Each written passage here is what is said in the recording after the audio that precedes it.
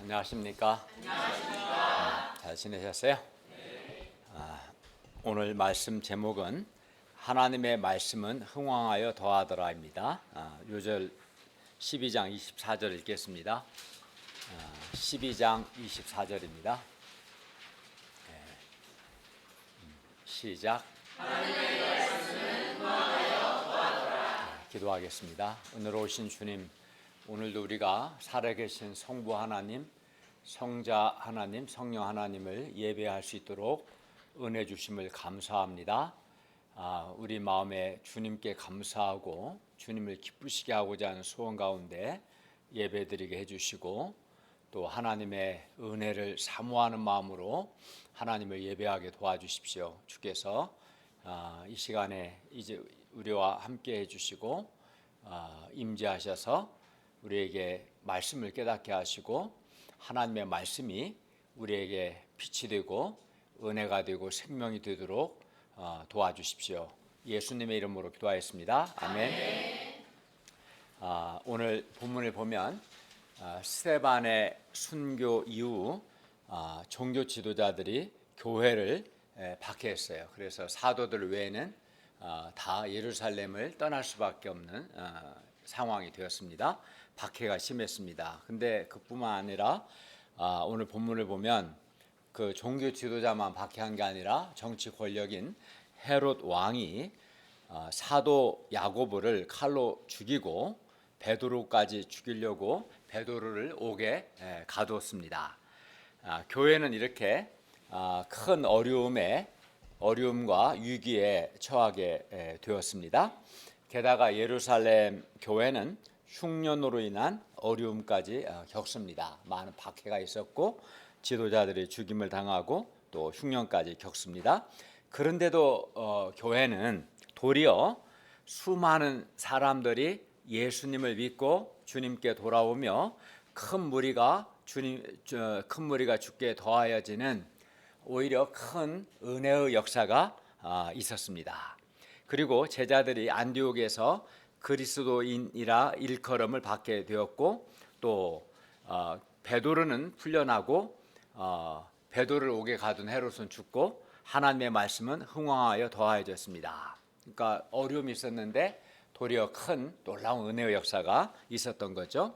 그러면 어떻게 많은 어려움 가운데서도 수많은 사람들이 믿고 주께 돌아오는 역사, 또 그리스도인이라 일컬음을 받는 역사, 그리고 하나님의 말씀이 흥왕하여 더하여지는 이 큰 은혜 역사가 어떻게 일어날 수 있었을까요? 그러니까 많은 어려움이 있었는데 도리어 큰 은혜의 역사가 일어난 거죠. 어떻게 이게 가능했겠습니까?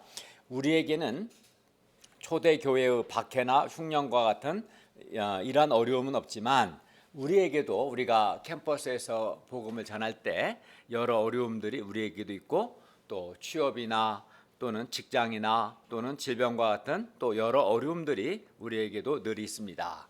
오늘 말씀을 통해서 우리가 어려움의 때에 어떻게 해야 살아계신 하나님의 도우심을 받고 또 하나님의 큰 은혜를 경험할 수 있는가 배울 수 있기를 기도합니다. 첫째, 주의 손이 그들과 함께 하였습니다. 19절에서 21절입니다. 11장 19절을 보십시오. 그때 스데반의 일 곧 스데반의 순교로 일어난 환란으로 말미암아 흩어진 자들이 베니게와 구브로와 안디옥까지 이르렀습니다. 여기서 베니게는 오늘날 레바논으로 지중해 연안에 있는 북쪽 지역입니다. 예수님께서 전에 방문하셔서 수르보니게 여인의 딸에게서 귀신을 쫓아내 주신 두로와 시돈이 바로 이곳에 있습니다. 구브로는 오늘날 키프로스 공화국으로 지중해 동북부에 위치해 있는 섬입니다. 바나바가 바로 이 구브로 출신입니다.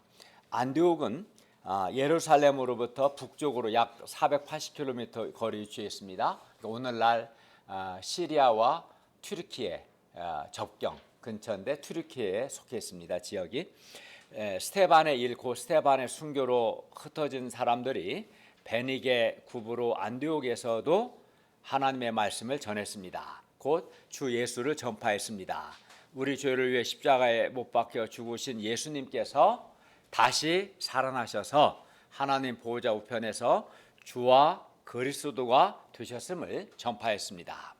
그들은 큰 환난으로 말미암아 흩어지면서도 큰 환난을 겪으면 사람들 어떤 생각이 쉬워요? 이 큰 환난이 없어지기만을 기다리잖아요. 큰 환난이 없어지기 전까지는 아무것도 안 하려고 하잖아요. 근데 이들은 스데반의 일로 말미암아 큰 환난을 겪었고 흩어지면서도 말씀을 전하는 것, 곧 주 예수를 전파하는 것만큼은 결코 중단하지 않았습니다. 왜냐하면 왜 그랬을까요? 왜냐하면 누구든지 주 예수를 믿으면 구원을 받기 때문입니다. 그리고 주 예수를 믿으려면 누군가는 주 예수를 전파해야 하기 때문에 이들은 흩어지면서도 주 예수를 전파하는 것만큼은 결코 중단하지 않았습니다. 그래서 초대교회 신자들은 말씀을 전하는 것, 곧 주 예수를 전파하는 것을 아주 중요하게 여기고 어떤 상황에서도 예수님을 전파하는 것을 중단하지 않았습니다. 이것이 신자의 정체성이었고 이 정체성을 어떤 상황에서도 지켰습니다. 따라서 우리도 주 예수를 전파하는 것을 가장 중요하게 여기고 어떤 상황에서도 중단하지 않기를 바랍니다. 마치 우리가 예배를 드리는 것과 예수님을 전하는 것은 교회의 정체성입니다. 예배를 드리지 않거나 예수님을 증거하지 않는다면 그건 교회가 아닌 거죠. 그래서 우리는 코로나 상황에서도 우리가 예배를 중단하지 않았죠. 어떤 형태로든, 그죠? 또 그 가운데서도 어떻게든 예수님을 전하려고 애썼습니다. 19절 하반절을 보십시오. 그런데 흩어진 자들이 베니게 구브로 안디옥에서 유대인에게만 말씀을 전하고 헬라인에게는 아직 주 예수를 전파하지 않았습니다. 이는 그들이 헬라인들에게도 주 예수를 전파해야 한다는 생각을 아직 하지 못했던 것 같습니다. 20절과 21절을 보십시오. 그런데 그 중에 구브로와 구레네 몇 사람이 안디옥에 이르러 헬라인에게도 말하여 주 예수를 전파하니 주의 손이 즉 주의 능력이 그들과 함께 하심에 수많은 사람들이 믿고 예수를 믿고 주께 돌아오는 놀라운 역사가 일어났습니다. 헬라인에게도 유대인뿐만 아니라 헬라인에게도 주 예수를 전파했을 때 주의 손이 주의 능력이 그들과 함께 하셨고 그 결과 수많은 사람들이 예수를 믿고 주께 돌아오는 큰 역사가 있었던 것입니다. 스데반의 순교와 박해 때문에 흩어진 자들이 유대인에게만 말씀을 전하고 있을 때 구브로와 구레네 몇 사람이 안디옥에 이르러서 헬라인에게도 주 예수를 전파한 것은 새로운 시도였어요. 그 전에는 헬라인에게 이방인에게 주 예수를 전파한 적이 없었어요. 그러니까 유대인에게만 처음에는 예루살렘에서 조금 지나서는 사마리아에서 이제 지역이 넓어졌고 그래도 여전히 유대인에게만 주 예수를 전했는데 여기서 몇 사람이 헬라인에게도 주 예수를 전파했던 거고 이것은 이전에 없었던 새로운 시도였고 새로운 역사였습니다. 그리고 이들이 헬라인에게도 주 예수를 전파한 것이 이게 바로 하나님의 뜻이라는 것을 알고 했는지 아니면 우연히 그렇게 한 것인지는 우리가 알 수 없으나 적어도 헬라인에게도 주 예수를 전파한 것이 하나님의 뜻에 맞았습니다. 그들이 안디옥에 이르러 헬라인에게도 주 예수를 전파한 것을 주님께서 크게 기뻐하셨고 그래서 주님의 손이 주님의 능력이 그들과 함께 했습니다. 그리고 주님의 손이 그들과 함께한 결과 수많은 사람들이 주 예수를 믿고 주께 돌아오는 큰 역사가 있었습니다. 여기서 주의 손이 함께 하셨다는 것은 주의 능력이 함께 하셨다. 즉, 주 예수 그리스도께서 함께 하셨다. 주 예수 그리스도께서 그들과 함께 하셔서 적극적으로 도우셨다라는 뜻입니다. 주 예수 그리스도께서 헬라인들에게도 주 예수를 전파하는 것을 크게 기뻐하셨습니다. 그리하여 부활하신 주 예수 그리스도께서 적극적으로 도우셔서 수많은 사람들이 믿고 주께 돌아오는 큰 역사가 있었습니다. 우리는 여기서 주의 손이, 즉 주의 능력이 함께할 때 수많은 사람들이 예수를 믿고 죽게 돌아오는 큰 역사가 일어난다는 것을 배웁니다. 안디옥에서 헬라인에게도 주 예수를 전파한 사람은 구브로와 구레네 몇 사람에 불과했어요. 몇 사람이라고 나왔죠. 이름도 안 나왔어요. 그리고 그들이 누군지 그들의 이름이 기록되지 않았다는 것은 그들이 유명하지 않은 사람들이었기 때문입니다. 바울이나 바나바나 실라 이런 사람 다 이름이 나오죠. 야고보나 이름이 나오지 않았다는 것은 그 유명하지 않은 사람들이었고 몇 사람 안 되었어요. 그러나 그들이 이렇게 유명하지도 않고 불과 몇 사람에 불과했지만 주의 손이, 주의 능력이 그들과 함께 하셨기 때문에 수많은 사람들이 예수를 믿고 죽게 돌아오는 큰 역사가 있었던 것입니다. 수많은 사람들이 믿고 죽게 돌아오는 이 역사에서 결정적인 역할을 하신 분은 주 예수 그리스도십니다. 주의 손이 함께 하신 거죠. 주 예수 그리스도께서 함께 하신 것이 결정적이었습니다. 이를 통해 볼 때 주의 손, 즉 주의 능력이 함께 하실 때 무명의 몇 사람을 통해서도 수많은 사람들이 믿고 죽게 돌아오는 큰 역사가 일어남을 우리가 배울 수 있습니다.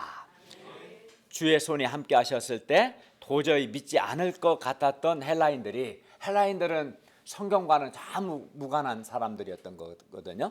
근데 전혀 믿지 않을 것 같았던 이 헬라인들이 주의 손이 함께 했을 때 주 예수를 믿고 주께로 돌아왔습니다. 따라서 주의 손이, 즉 주의 능력이 함께 하신다면 지금도 많은 사람들이 주 예수를 믿고 주께 돌아올 것입니다. 주의 손이 함께 하시면 이름 없는 몇 사람이라도 큰 일을 할 수 있습니다.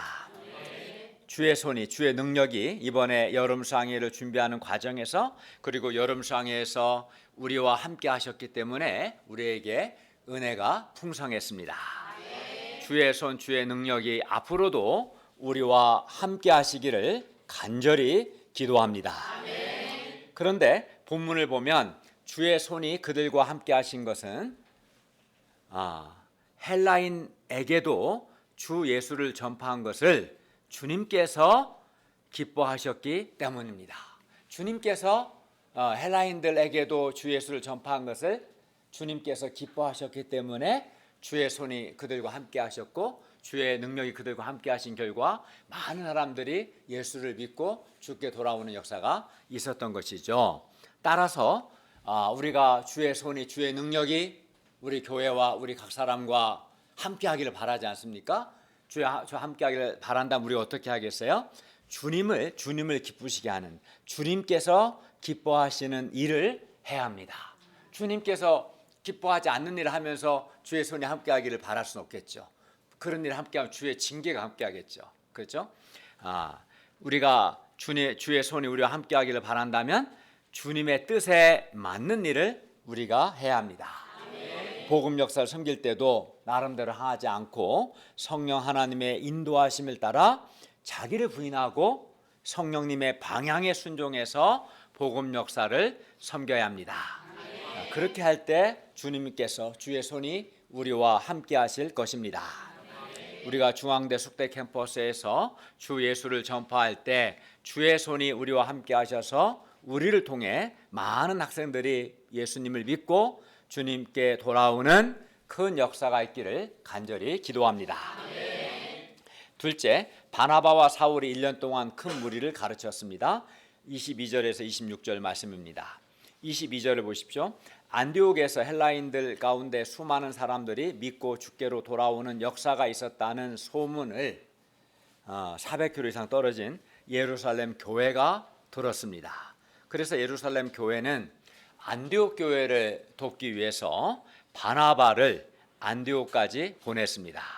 예루살렘 교회가 바나바를 보낸 것은 바나바가 착한 사람이고 성령과 믿음이 충만한 사람인데다가 바나바가 구브로 출신이기 때문에 누구보다도 그는 헬라 지역에 살았으니까 헬라인들을 잘 이해하고 도울 수 있다고 생각했기 때문입니다. 23절을 보십시오. 바나바는 안디옥에 이르러 하나님의 은혜를 보고 기뻐했습니다. 여기서 하나님의 은혜를 보고 기뻐했다는 것은 하나님께서 이방인들도 구원하시는 것을 보고 기뻐했다는 뜻입니다. 그리고 바나바는 위로의 아들이라는 그의 별명에 걸맞게 모든 사람들에게 굳건한 마음으로 주와 함께 머물러 있으라 권면했습니다. 여기서 굳건한 마음은 어떤 상황에서도 변하지 않고 흔들리지 않는 마음을 가리킵니다. 24절을 보십시오. 바나바는 착한 사람이요 성령과 믿음이 충만한 사람이었습니다. 이러한 바나바의 권면으로 인해서 큰 무리가 주께로 더해졌습니다. 그러니까 헬라인들에게 주 예수를 전파할 때 많은 사람들이, 수많은 사람들이 예수를 믿고 주께 돌아온 역사가 있었고, 또 착하고 성령과 믿음이 충만한 바나바가 위로하고 권면했을 때 또 많은 사람들이 주님께로 더해지는 역사가 있었던 거죠. 우리도 바나바처럼 착한 사람, 성령과 믿음이 충만한 사람이 되어서 다른 사람을 위로하고 격려하고 굳게 세울 수 있기를 바랍니다. 그리하여 많은 사람들이 주님께 더해지도록, 더 많은 사람들이 주님께로 돌아오는 역사에 우리가 쓰임받을 수 있기를 기도합니다. 25, 26절을 보십시오.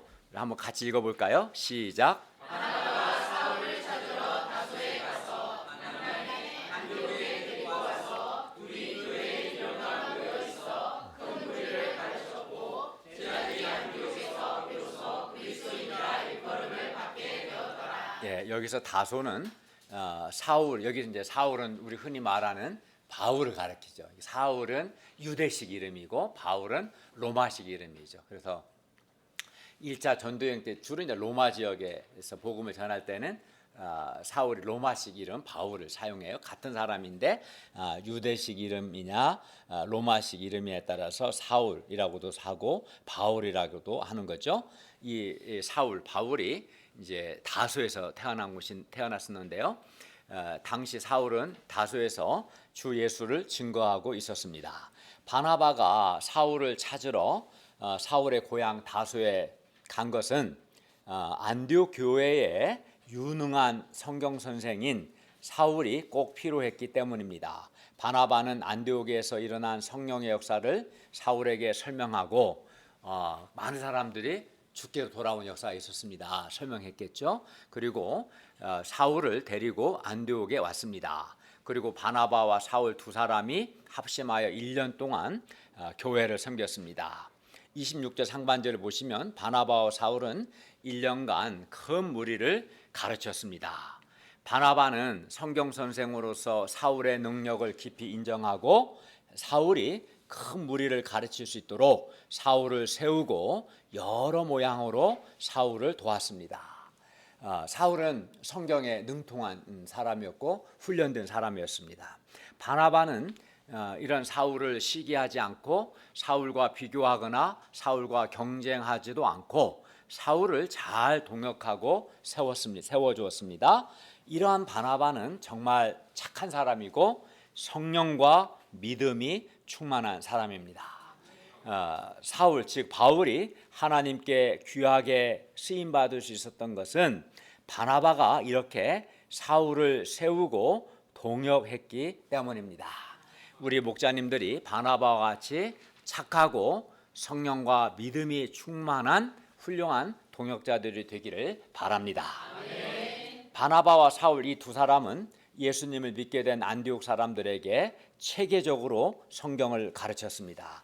예를 들어서 예수님의 십자가의 죽으심과 부활의 의미를 이제 구약 성경에 기초해서 아마 가르쳤을 것이고, 또 예수 믿는 신자는 어떻게 살아야 하는가, 또 예수 그리스도 중심의 가치관과 삶의 방식, 또 예수님을 증거하는 증인의 삶에 대해서 예수 그리스도를 믿는 자의 소망 등 예수 그리스도에 관하여 모든 것을 1년 동안 가르쳤을 겁니다. 바나바와 사울은 무엇보다 안디옥 교회 성도들이 예수님을 사랑하고 예수님을 배우고 예수님을 닮고 예수님을 따르는 삶을 살도록 가르쳤습니다.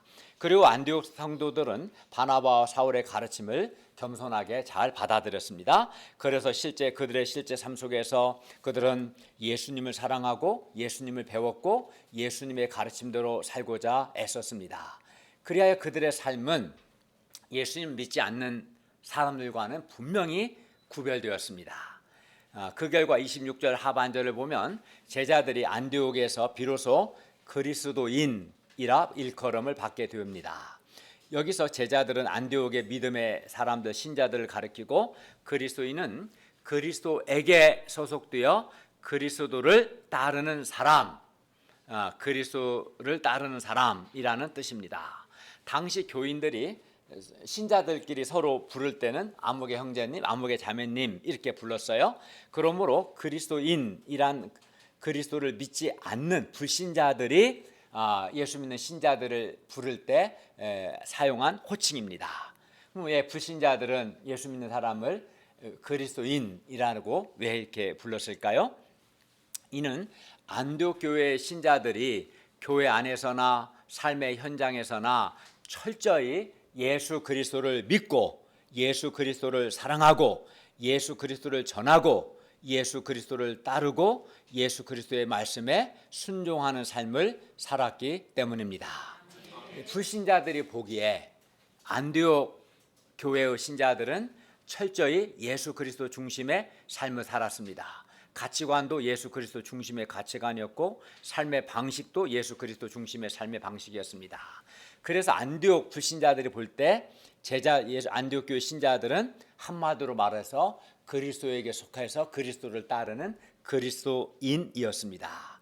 그리스도께 속한 사람들이었고 철저히 그리스도를 배우고 그리스도를 따르는 사람들이었습니다. 따라서 그리스도인이라는 이 단어는 예수님을 믿는 사람의 정체성을 가장 잘 나타내주는 표현입니다.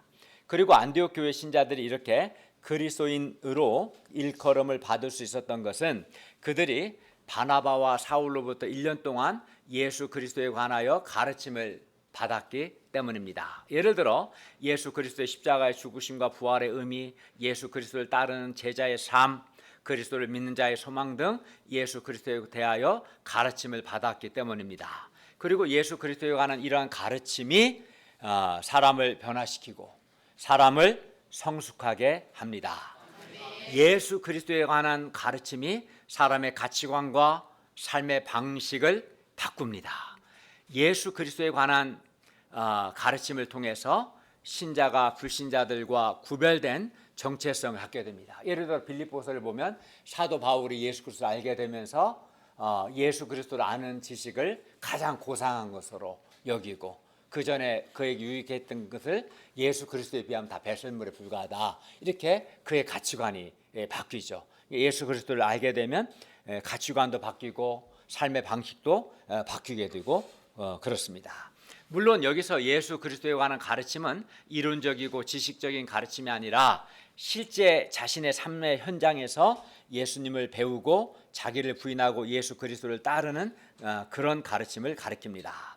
오늘날 예수님을 믿는 우리도 세상 사람들로부터 불신자들로부터 그리스도인이라고 일컬음을 받아야 합니다. 근데 어떤 사람은 꽤 오랫동안 교회를 다녔는데도 주위 사람들로부터 이런 말을 듣습니다. 야, 너도 교회 다니냐? 야, 의외다. 몰랐다. 몰랐다. 그가 얼마나 그리스도인답게 살지 않았으면 그런 말을 듣겠습니까? 이런 말을 듣는 사람은 정말 부끄러워하고 하나님 앞에서 회개해야 마땅합니다. 우리는 그리스도인, 예수를 믿는 그리스도인답게 살아야 합니다. 우리는 실제 삶의 현장에서 예수 그리스도를 배우고 예수 그리스도를 따르는 삶을 살아야 합니다. 그리고 이를 위해서 우리 역시 가르침을 잘 받아야 합니다. 즉 체계적이고 깊이 있는 성경 공부를 하고 또 뿐만 아니라 실제 삶에서 이게 중요합니다. 실제 삶에서 예수 그리스도께 순종하는 것을 배워야 합니다. 자기를 부인하고 예수님을 따르고 배우고 순종하는 것을 배워야 합니다. 예를 들어 세상 사람들이 돈을 사랑할 때 우리는 예수님과 동역자들과 주님의 양들을 사랑해야 합니다. 세상 사람들이 좋은 집과 이 땅의 것들을 소망할 때 우리는 하나님 나라와 우리 몸이 영광스러운 몸으로 부활할 것을 소망해야 합니다. 이렇게 살아야 그게 진짜 그리스도인입니다. 세상 사람들이 물질적이고 육신적인 삶을 살 때 우리는 성령을 따르는 순결하고 거룩한 삶을 살아야 합니다. 그리고 이런 사람이 정말 그리스도인입니다. 그리스도인, 이는 주 예수 그리스도께서 가장 기뻐하시는 호칭입니다. 우리가 그리스도인으로 불려질 때 주님께서 우리를 기뻐하시고 자랑스러워하실 것입니다.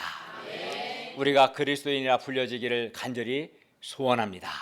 우리가 세상에서 돈 많이 번 사람, 또는 세상에서 출세한 사람, 세상에서 성공한 사람으로 일컬음 받는 것보다 예수 그리스도를 사랑하고 예수 그리스도를 배우고 예수 그리스도를 따르는 예수 그리스도의 사람으로, 그리스도인으로 불려지기를 간절히 기도합니다. 27절과 28절을 보십시오. 그때 선지자들이 예루살렘에서 안디옥으로 왔는데 그 중에 아가보라 하는 한 사람이 일어나 성령으로 말합니다. 천하의 큰 흉년이 들리라. 그리고 로마 황제 글라우디오 때에 그렇게 되었는데 유대 지역은 특히 AD 45년에서 48년 사이에 큰 흉년이 있었습니다. 29, 30절을 보십시오. 안디옥 제자들은 각각 그 힘대로 유대에 사는 형제들, 즉 예루살렘 교회겠죠, 이 형제들에게 부조를 보내기로 작정하고 이를 실행하여 바나바와 사울의 손으로 장로들에게 보냈습니다. 예루살렘 교회는 뭐 했어요? 예루살렘 교회는 착하고 성령과 믿음이 충만한 바나바를 안디옥 교회에 보내서 안디옥 교회를 도왔어요. 그래서 바나바와 사울이 1년 동안 안디옥 교회를 말씀으로 가르쳤죠. 이제 그러니까 예루살렘 교회는 이렇게 바나바를 안디옥 교회에 보내서 안디옥 교회를 영적으로 도왔죠. 이제 안디옥 교회는 예루살렘 교회가 큰 흉년으로 고통 가운데 있을 때 각각 그 힘대로 유대에 있는 믿음의 형제들에게 부조를 보내 예루살렘 교회를 물질적으로 도왔습니다. 그리하여 예루살렘 교회와 안디옥 교회는 더욱 사랑의 관계가 깊어졌어요. 그러니까 예루살렘 교회는 바나바를 보내서 신앙적으로 도왔고, 또 안디옥 교회는 예루살렘 교회가 흉년으로 인해 어려울 때 물질을 보내서 도왔고, 그래서 사랑의 관계가 깊어졌습니다.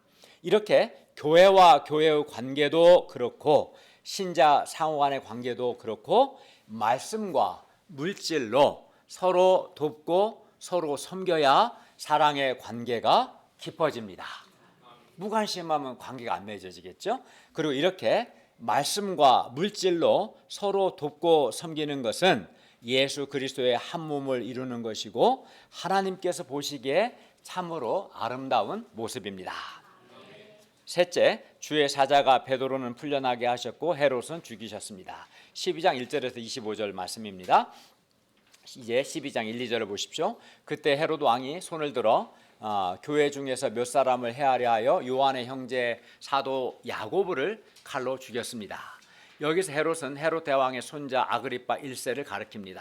3절부터 5절을 보십시오. 헤롯은 유대인들이 이 일을 기뻐하는 것을 보고 이번에는 베드로도 죽이려고 베드로를 잡아 옥에 가뒀습니다.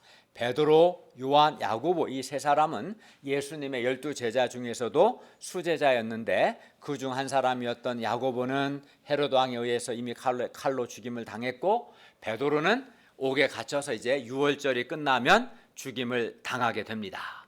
그리하여 교회는 이제 큰 어려움과 위기에 직면하게 되었어요. 교회 지도자가 죽임을 당하는 큰 어려움에 또 베드로도 죽게 될 위험에 처하게 된 거죠. 하나님께서 살아계시고 하나님께서 교회를 보호하시고 사랑하시는데 어떻게 이러한 일이 일어날 수 있을까라고 생각할 수 있습니다. 그러나 하나님께서 살아계시고 하나님께서 교회를 보호하시고 사랑하신다고 해서 교회와 신자 개인에게 어려움이 없는 것이 아닙니다. 교회도 신자도 얼마든지 이런저런 많은 어려움이 있을 수 있고 또 하나님께서 어려움을 허용하시고 또 합력하여 선을 이루십니다. 그러니까 하나님을 믿으면 어려움이 없어야 한다, 이런 미신적인 생각을 하면 안 되는 거죠. 얼마든지 하나님을 잘 믿어도 여러 어려움이 있을 수 있습니다. 그리고 우리가 아는 것처럼 야고보가 순교를 당하고 사도 베드로가 옥에 갇힌 것은 그들의 신앙이 나빠서가 아니라 오히려 그들의 신앙이 너무나 훌륭했기 때문입니다. 야고보와 베드로가 아주 분명하게 주 예수를 전파했기 때문에 순교도 당한 것이고 박해도 당한 겁니다. 그러면 이때 교회는 어떻게 했습니까? 이 절체절명의 위기 상황에서 하나님의 교회는 어떻게 했습니까? 5절을 다 같이 읽겠습니다. 시작. 이에 베드로는 옥에 갇혔고 교회는 그를 위하여 간절히 하나님께 기도하더라. 예. 그리고 이는 이렇게 교회는 기도했는데, 교회가 베드로가 옥에 갇힌 그 상황에서 올바르게 그들이 할 수 있는 최선을 다한 겁니다. 기도한 것은.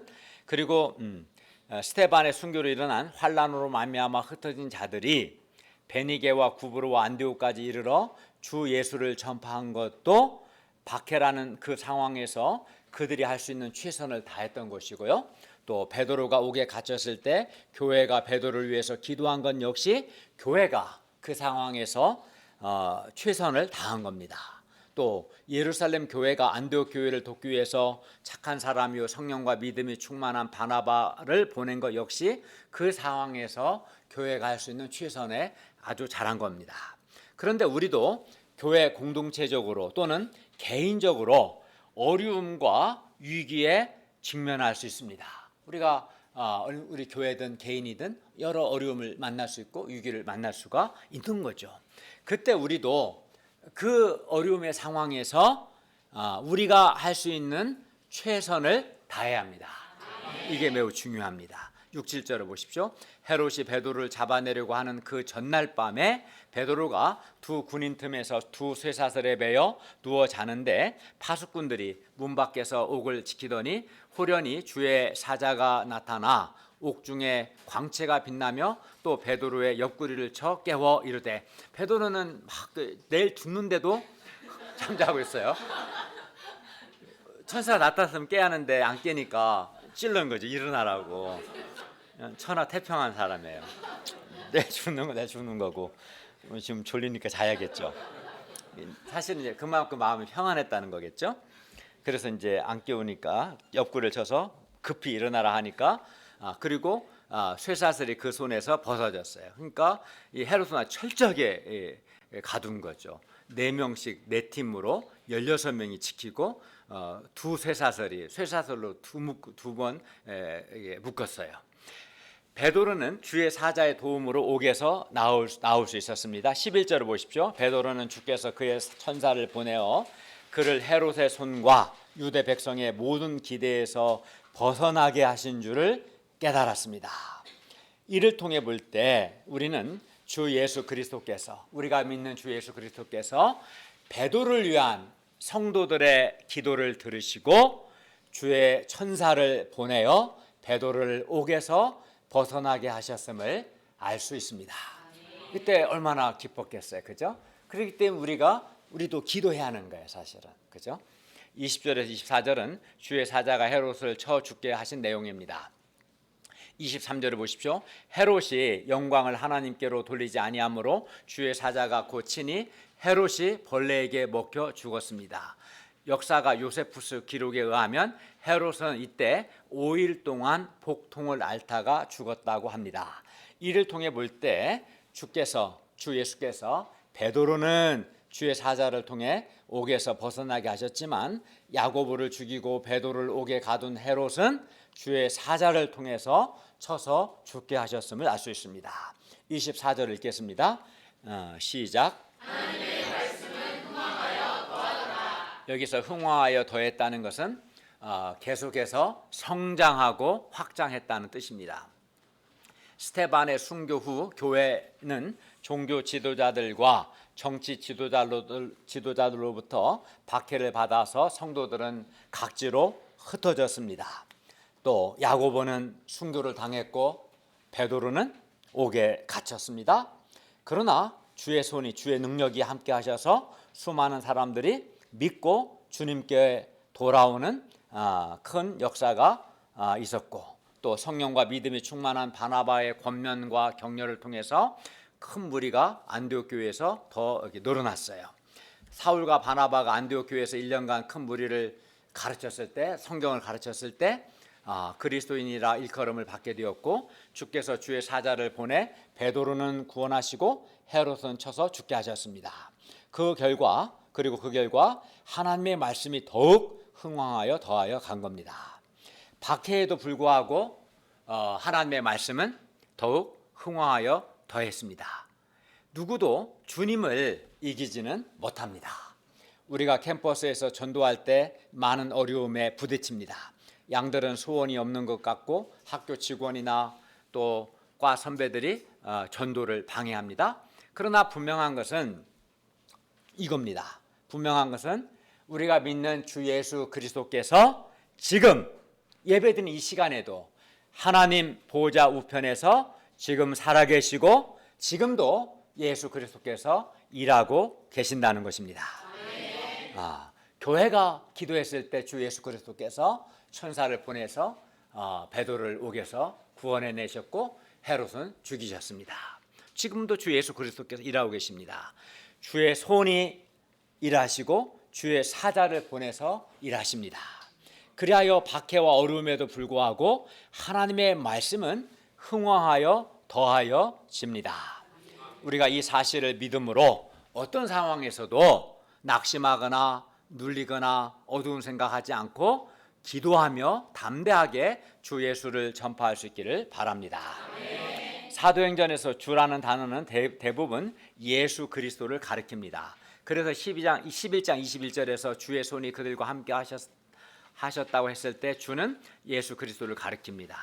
또 수많은 사람들이 믿고 주께 돌아왔을 때의 주 역시 예수 그리스도를 가리키고요. 베드로를 구출하기 위해 보낸 12장 7절에 주의 사자도 예수님께서 보내신 사자고, 12장 23절에 헤롯을 쳐 죽게 하기 위해 보낸 주의 사자 역시 부활하신 예수님께서 보내신 사자입니다. 이렇게 볼 때 구브로와 구레네 몇 사람이 안디옥에서 헬라인에게도 주 예수를 전파했을 때 수많은 사람들이 믿고 주께 돌아오게 하신 분 역시 예수님이시고, 베드로를 옥에서 구출하신 분 역시 부활하신 예수님이시며, 또 헤롯 아그리파 1세가 벌레에 먹혀 죽게 하신 분 역시 부활하신 주 예수 그리스도이십니다. 이를 통해 볼 때 우리 죄를 위해 십자가에서 죽으시고 다시 살아나신 주 예수 그리스도께서 일하셨고 살아계시고 지금도 일하고 계심을 확신할 수 있습니다. 주 예수 그리스도께서 하나님 보좌 우편에 지금 살아계시고 우리의 기도를 통해 일하고 계십니다. 그리고 주의 손이, 주의 능력이 함께 했을 때 수많은 사람들이 믿고 주님께 돌아오는 역사가 일어납니다. 그런데 수많은 사람들이 주 예수를 믿고 주께 돌아오고 베드로가 옥에서 벗어나고 하나님의 말씀은 더욱 흥왕하여 더하여져가는 이러한 하나님의 놀라운 은혜 역사는 첫째, 신자가, 예수 믿는 신자가 어떤 상황에서도 자기 정체성을 지킬 때, 둘째는 하나님의 뜻과 성령의 방향에 순종하고, 셋째는 기도할 때 이런 하나님의 은혜 역사가 일어납니다. 뭐라고요? 첫째는 신자가 어떤 상황에서도 신자의 정체성을 지키고, 신자가 하나님의 뜻과 성령의 방향에 순종하고, 또 셋째, 기도할 때 살아계신 주 예수로 말미암은 은혜의 역사가 일어납니다. 예를 들어 오늘 본문에서 스데반의 일로 일어난 환란으로 흩어진 자들이 환란과 흩어짐이라는 이 어려움 가운데서도 주 예수를 전파한 것이 바로 그들의 신자의 정체성을 지킨 겁니다. 또 안디옥에서 헬라인에게도 주 예수를 전파한 것과 예루살렘 교회가 안디옥 교회를 돕기 위해서 바나바를 보낸 것, 또 바나바와 바울이 1년간 안디옥 교회의 큰 무리에게 말씀을 가르친 것, 또 안디옥 교회가 흉년으로 어려움을 겪고 있는 예루살렘 교회를 돕기 위해 부주를 보낸 것 등은 교회와 신자들이 하나님의 뜻과 성령의 방향에 순종한 겁니다. 이것들을 하나님께서 기뻐하신 거죠. 하나님의 뜻에 맞은 거죠. 그리고 예루살렘 교회가 베드로를 위하여 간절히 기도하고 12장 12절 보면 마가라는 요한의 어머니 마리아의 집에서 여러 사람이 모여 기도했습니다. 교회가 합심해 기도했어요. 한밤중에도 2000년 전에는 전기도 없었어요. 당연히 인터넷도 없죠. 7, 8시면 다 자야 돼요. 근데도 밤 늦게까지 교회가 모여서 베드로를 위해서 합심하여 기도했어요. 그러므로 우리도 이렇게 교회가 신자의 정체성을 지키고 교회가 하나님의 뜻과 성령의 방향에 순종하고 합심하여 기도했을 때 주 예수로 말미암은 놀라운 은혜의 역사가 일어났던 겁니다. 그렇죠? 그러므로 우리도 하나님의 놀라운 은혜의 역사를 경험하려면 우리 역시 어떤 상황에서도 신자의 정체성을 지켜야 합니다. 그리고 하나님의 뜻과 성령님의 방향에 순종해야 합니다. 하나님을 거스르지 말아야 합니다. 하나님의 뜻을 순종하고 성령의 방향에 순종해야 합니다. 셋째는 우리가 합심하여 기도에 힘써야 합니다. 예를 들어 어떤 상황에서도 신자의 정체성이 뭡니까? 어떤 상황에서도 이제는 코로나도 끝나가는데 온라인 예배는 올바른 예배가 아닙니다. 현장에 와서 하나님을 예배하고 또 주 예수 그리스도의 복음을 전파하는 것, 이게 신자의 정체성입니다. 이런 신자의 정체성, 즉 하나님의 예배, 어떤 상황에서도 하나님을 예배하는 것과 예수 그리스도의 복음 전파하는 것을 중단하지 않아야 합니다. 지금 현재 우리 가운데 두신 하나님의 뜻과 성령님의 방향에 우리가 순종해야 합니다. 그리고 교회 전체 기도 제목과 개인 기도 제목을 갖고 합심 기도와 개인 기도에 힘써야 합니다. 그리하면 주의 손이, 즉 주의 능력이 우리와 함께 하실 것이고 하나님께서 우리에게도 놀라운 은혜의 역사를 이루실 것입니다. 저는 개인적으로 이런 하나님의 놀라운 은혜를 체험했습니다. 제가 목자로서 나의 정체성을 지키고 하나님의 뜻에 순종하고자 했었고 기도에 힘썼을 때 하나님의 놀라운 은혜를 경험할 수 있었습니다.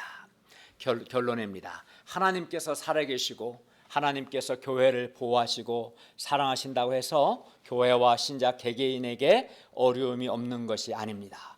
초대교회에 큰 박해가 있었고 이로 인해 성도들이 흩어졌습니다. 야고보는 순교했고 베드로는 옥에 갇혔습니다. 큰 흉년도 있었습니다. 그러나 하나님께서 이 모든 것을 합력하여 선을 이루셨습니다. 스데반의 일로 일어난 환란으로 말미암아 흩어진 신자들을 통해서 베네게와 구브로 안디옥에 이르기까지, 그리고 유대인뿐만 아니라 헬라인에게까지 주 예수가 전파되게 하셨습니다. 아마 환란이 없었으면 이렇게 흩어져서 주 예수를 전파하는 역사도 없었겠지만 오히려 환란을 통해서 유대인, 헬라인 또 여러 지역에서 예수가 전파되게 했습니다. 그래야 수많은 사람들이 믿고 주님께 돌아오는 큰 은혜의 역사가 있었습니다. 초대교회에 박해와 환란이 없었다면 이러한 선한 역사도 없었을 겁니다. 베드로가 옥에 갇힌 것은 처음에는 교회의 큰 위기였지만 베드로가 주의 사자를 통해 풀려나고 헤롯은 주의 사자를 통해 죽게 되면서 도리어 하나님의 살아계심과 하나님의 보호하심이 더욱 분명하게 드러나게 되었습니다. 베드로만 봐도 옥에 헤롯이 베드로를 확실하게 죽이려고 어떻게 했냐면 네 팀이 베드로를 지키게 했어요. 네 팀씩 열려서, 그리고 또 쇠사슬로 2줄로 묶었어요. 한 줄로도 못 나가는데, 그리고 옥에 나갈 때도 3개의 문을 통과해야 벗어날 수 있었어요. 아주 철저하게 했는데도 불구하고 주의 하나님께서, 예수께서 주의 사자를 보내셔서 베드로가 옥에서 나오게 하셨어요. 이걸 봤을 때 그 기도했던 신자들도 어때요? 안 믿었잖아요. 처음에 기도하고도 안 믿었어요. 너무 이렇게 놀라운 일이라. 이걸 봤을 때 어떻게 해서 주 예수께서 우리의 기도를 들으셨구나, 주 예수께서 살아계시는구나, 주 예수께서 우리의 기도를 들으시고 주의 천사를 보내서 베드로를 구출하셨구나, 이걸 깨달았지 않겠어요? 이런 일을 통해서 하나님이 정말 살아계시는구나, 하나님의 살아계심과 하나님의 보호하심이 더 분명하게 드러나게 되었습니다. 그리하여 이로 인해 하나님의 말씀은 흥황하여 더하여지게 되었습니다.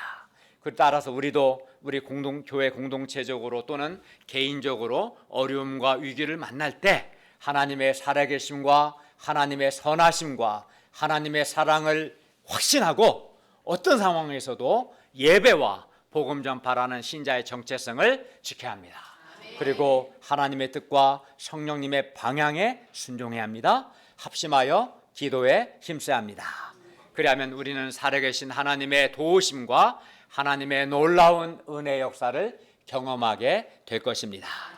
그러므로 우리가 어떤 상황에서도 예배와 복음 전파라는 신자의 정체성을 지키고 자기를 부인하며 하나님의 뜻과 성령의 방향에 순종하고 기도에 힘쓸 수 있기를 바랍니다. 기도하겠습니다.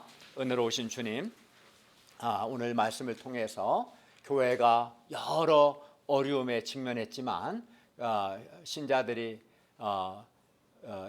예배하고 예수를 전하는 정체성을 중단하지 않고 지켰을 때, 또 성령의 방향에 순종했을 때, 그리고 기도에 힘썼을 때 도리어 하나님의 놀라운 은혜 역사를 경험하게 되고 주 예수께서 살아계시고 당신의 교회를 지키심을 경험하게 된 것을 배웠습니다. 하나님 아버지, 우리도 신앙생활 하다 보면 교회 공동체적으로나 개인적으로 이런저런 크고 어려운 일을 직면합니다. 그러나 이때 우리가 어두운 생각하거나 낙심하거나 눌리지 않고 하나님의 살아계심과 선하심과 사랑을 확신하고 아무리 힘들어도 예수 믿는 신자의 정체성을 지키고 또 그 상황에 주신 하나님의 뜻과 성령의 방향에 순종하고 기도에 힘쓰므로 도리어 합력하여 살아계신 하나님과 하나님의 놀라운